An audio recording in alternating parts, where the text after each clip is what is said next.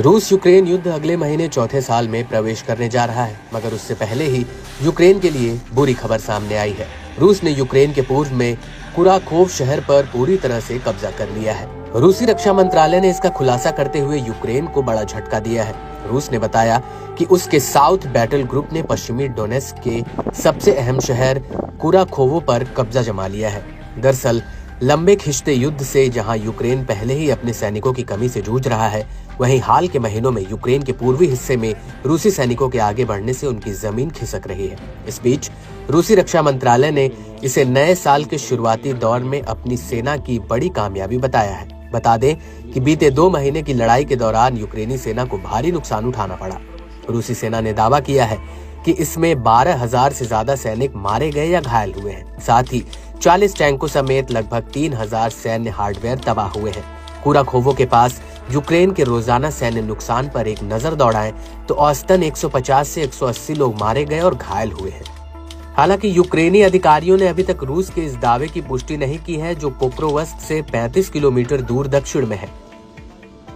बता दें कि कुराखोव पोक्रोवस्क से सड़क से जुड़ा हुआ है, जो फ्रंट लाइन के साथ सैनिकों और हथियारों की सप्लाई को ले जाने के लिए बुनियादी ढांचे का हिस्सा है। न्यूज एजेंसी रॉयटर्स की ओर से शेयर फोटो में कुराखोव में एक सैनिक रूसी झंडा थामे हुए दिखाई दे रहा है। हालांकि अब तक इस तस्वीर की पुष्टि नहीं हुई है। कुराखोव पूर्वी सीमा रेखा पर यूक्रेनी सेना के लिए एक महत्वपूर्ण गढ़ माना जाता है। वहीं रूसी सेना ने कुराखोवो शहर के बारे में बताया कि ये अंडरग्राउंड नेटवर्क के साथ एक किलेबंद की तरह है। इस महत्वपूर्ण लॉजिस्टिक केंद्र पर कब्जा जमाने से रूसी सेना ने यूक्रेनी बलों पर शिकंजा कस दिया है। कुराखोव पर कब्जा करने से रूसियों को उत्तर की ओर जाकर पोक्रोवस्क पर नई दिशा में हमला करने का मौका मिलेगा। रूसी रक्षा मंत्रालय ने दावा किया कि पोक्रोवस्क से लगभग 8 किलोमीटर दक्षिण में डचेंस्के गांव पर उसके सैनिकों ने कब्जा कर लिया है।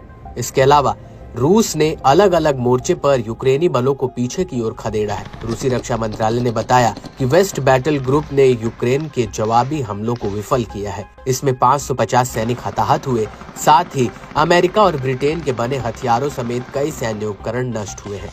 इसी तरह रूस के सेंट्रल बैटल ग्रुप ने दावा किया कि उसने यूक्रेन के 14 जवाबी हमलों को विफल किया है। साथ ही 535 यूक्रेनी कर्मियों को मार गिराया है। वहीं पश्चिमी रूस के कुर्स्क इलाके में यूक्रेनी सेना के नए हमलों को रोकना